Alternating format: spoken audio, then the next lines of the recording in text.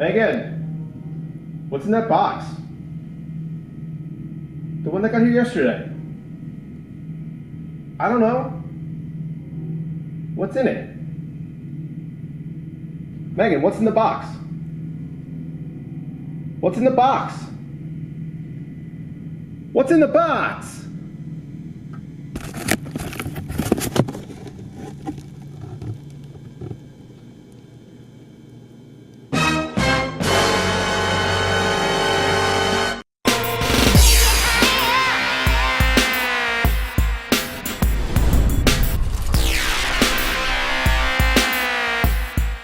What's up everybody, Brian here with BPS Customs. I know this is kind of an unusual angle for me to be shooting, but in front of me is my monitor that is hooked up to Deep Red, which has now two GTX 1080s in it in SLI.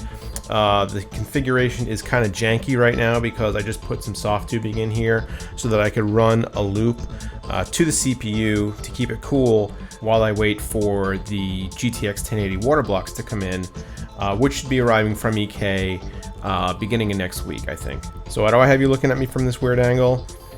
I don't know. Why not? But I actually wanted to show everybody the system as it is currently, because it is a little bit of a mishmash of parts right now, and it will improve significantly pretty soon. All right, well, this is the way it looks right now. You can see I just kind of put in some soft tubing right now so that the CPU stays cool, and I'm running a loop off the front radiator. The top radiator is actually plugged up, and the GTX 1080s are running on air with this MSI SLI bridge, which I'm hoping at some point to replace with the HB bridge, but that is not out yet. Also, my cables are not exactly the way I want them, because with just a single 8-pin connector, I had a whole set of cables that I'm now not even able to use. So, I mean, first world problems, right? You guys thought you were getting out of here without B-roll? Come on. So the GTX 1080 is the latest from NVIDIA. The Pascal architecture is built on a 16 nanometer FinFET node. This allows the 1080 to be super power efficient, as we'll see a little bit later. Although NVIDIA claims an all new and revolutionary Founders Edition cooler has been added to the GTX 1080, as you can pretty clearly see, it's kind of just a redesigned reference cooler from the last several years. Now, that's not to say there's anything wrong with it.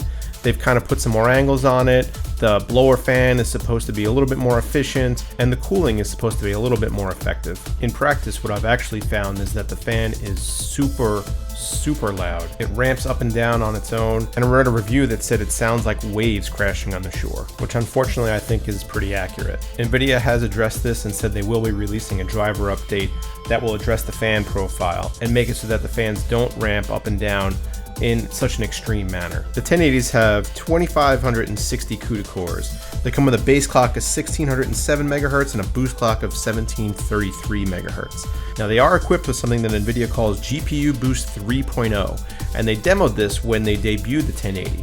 Basically, it's an adaptive way to boost your frequency in a non-linear way, allowing the GPU to better adapt to your needs. 1080s are equipped with 8 gigs of GDDR5X. Now this is slightly disappointing to those who are expecting HBM, but the problem with HBM right now is that the manufacturing process is not efficient enough to distribute it on a large enough scale. 1080 also has support for DirectX 12, the Vulkan API, OpenGL 4.5, and can support display resolutions up to 8K.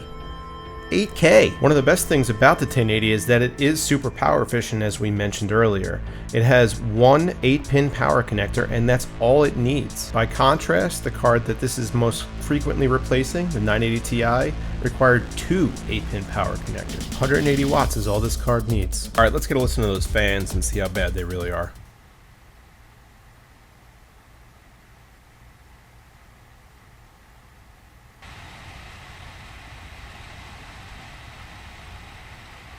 Alright, so what I'm going to do right now is I'm going to switch over to view from my capture card, and we're going to do some live benchmarking of the GTX 1080s and SLI.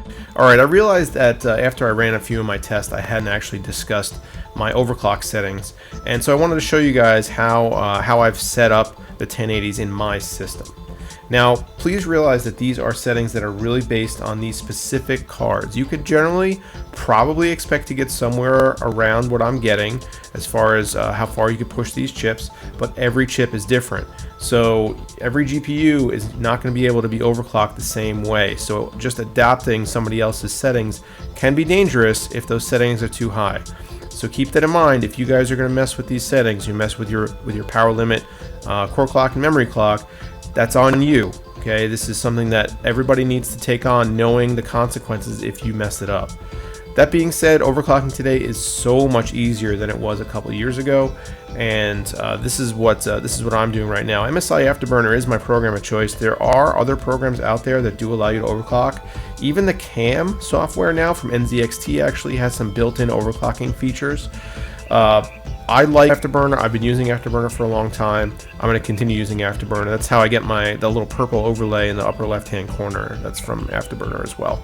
So in order to really unlock the overclocking potential of these cards, you really need to push the power limit. If this power limit is set down to 100%, you're not going to be able to get any significant clock increases out of these cards before they throttle like crazy. But if you want to get the best performance out of the card, you really have to crank this power limit, and I've never seen a power limit go this high before, 120%. The GTX 980 Ti's that I just took out of the system capped at 109%. 120% is crazy, especially considering that there's only one 8-pin power connector feeding each card. But the power limit works in conjunction with the temperature limit. So if the cards hit either the power limit or the temperature limit, they throttle. So as you will see in the test that I'm about to show you, the cards aren't really coming near the temperature limit.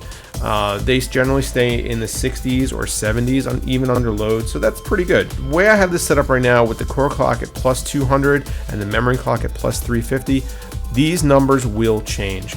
I'm going to increase these, or I'm going to do my best to increase them once I get the water blocks installed and once I get some significant cooling going on here. I'm hopeful that I could hit plus 250 to 275 on the core and plus 500 on the memory. We'll see if that actually happens. The core clock might be stretching it. I think plus 500 on the memory is doable. But the core clock might not be able to go much higher than 225 or so.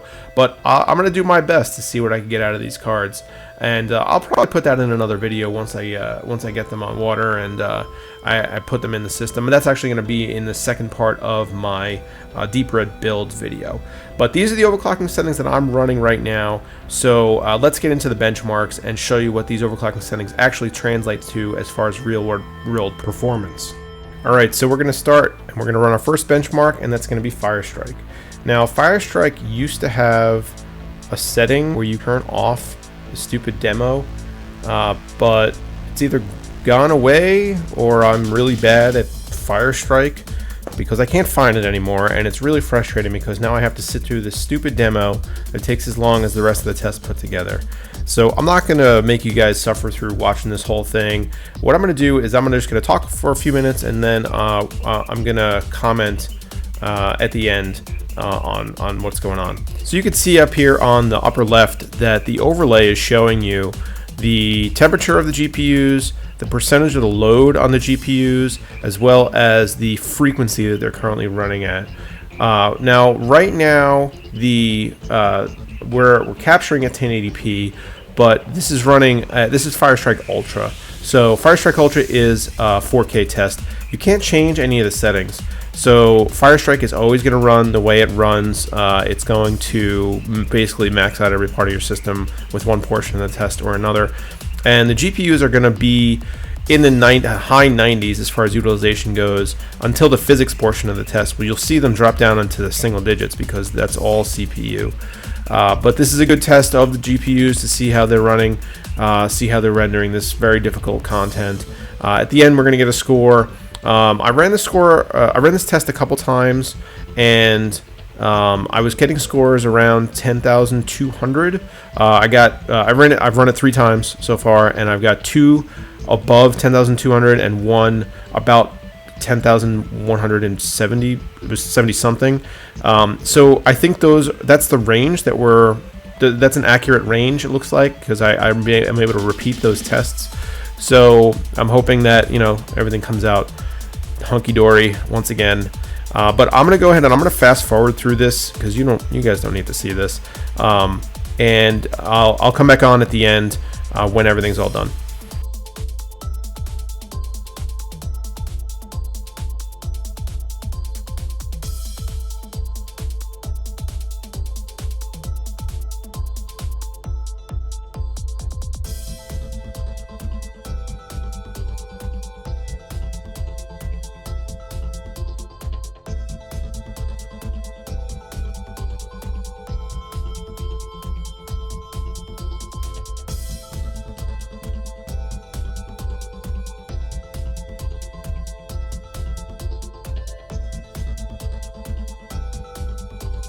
All right, we're back.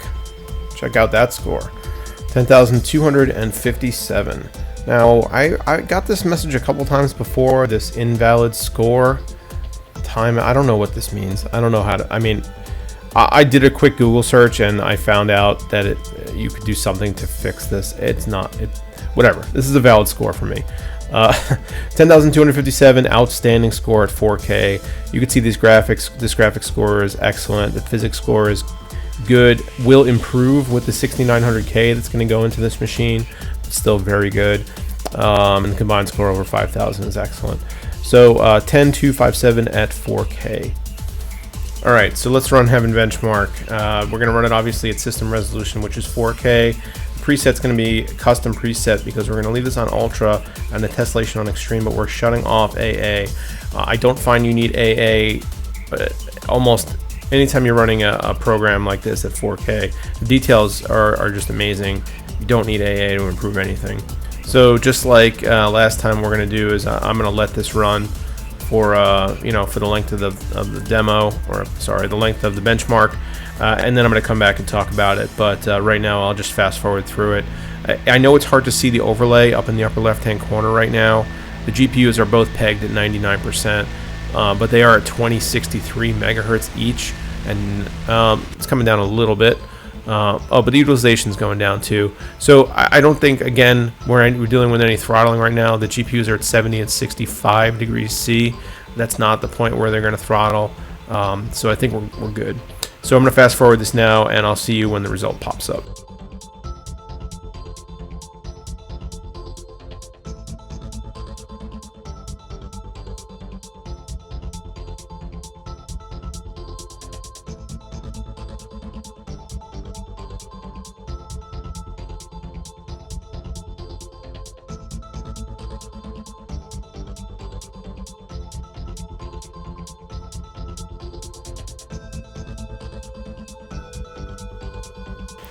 And there's our result, 75.3 frames per second, a score of 1897 at 4K.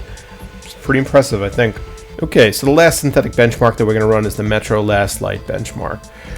For those unfamiliar, this is a game that came out a couple years ago, but the benchmark is still used all the time. It's a very good indicator of your system performance in 3D applications. The engine is getting a little long in the tooth, so I expect that this result is going to be pretty good. I'm going to only do one run, but let's see how it comes out. I mean, I guess you never know. And same thing, I'm just going to fast forward and I'll see when the score pops up.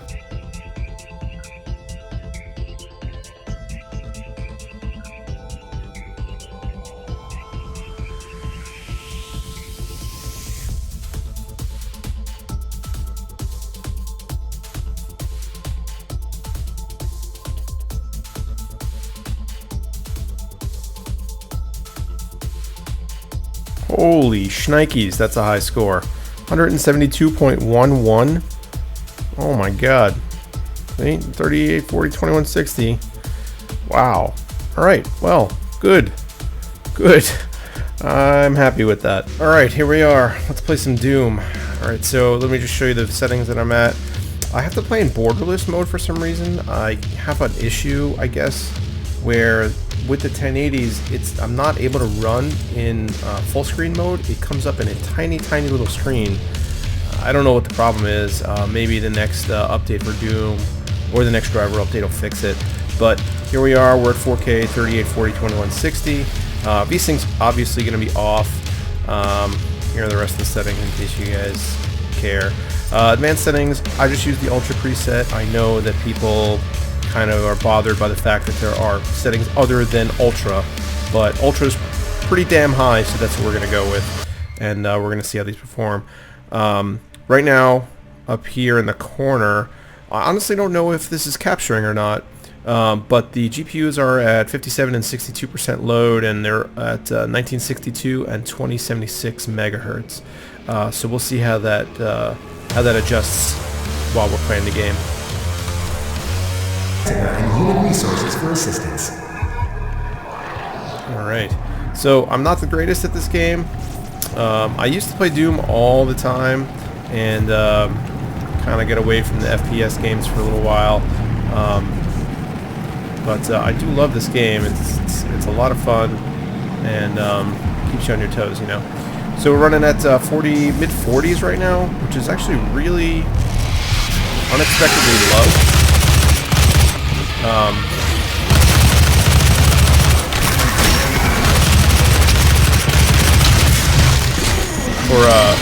Holy shit, what is that?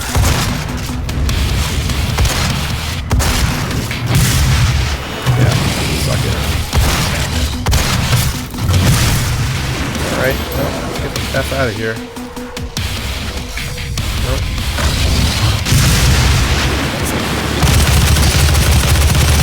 Oh, come on. Get out. Alright, that was interesting. So yeah, so we're at mid 40s right now, and the GPUs are at 63C and 58C at around 60% load, and they're running real good. There's no throttling going on right now, but they haven't been running at full blast, so we'll see what happens if we can get them to do that. Alright, let's see if there's any ammo or anything around here. I can kind of use some.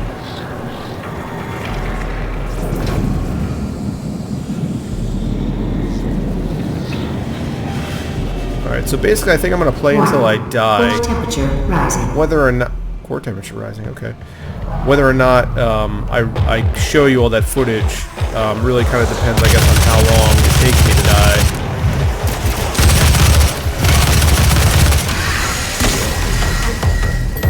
That's just the best part of this game.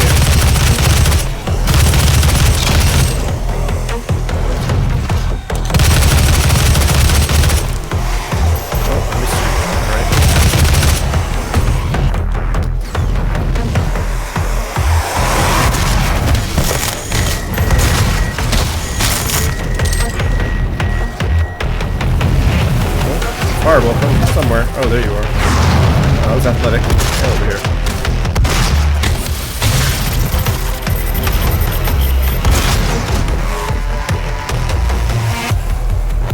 Where'd you go? Did you jump into the lava? Oh. I'll chase you.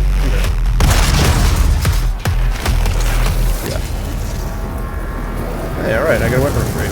So anyway, like I was saying, I'm going to play this game until I die. Whether or not I show you all that footage kind of depends on how long that goes. But maybe I'll try to get some of the best of it and show you guys some of the gameplay. I mean, as you can see, we're maintaining in the... Oh, geez, this guy again. I know, it's bad.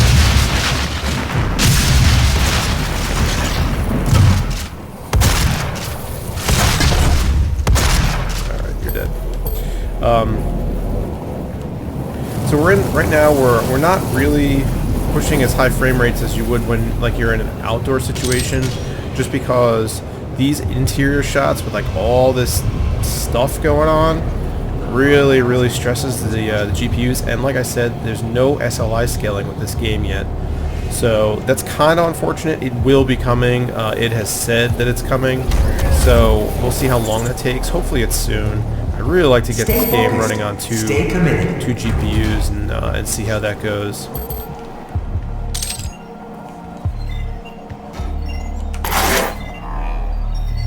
What happened? What did I do? Yeah, nothing. I got nothing. Remember, the Blind Council is always watching. Great. That's awesome. Good for you.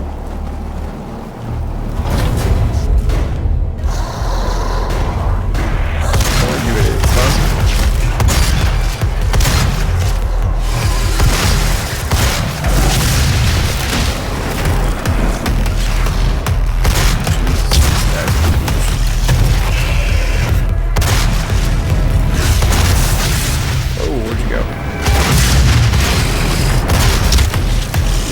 I'm dead.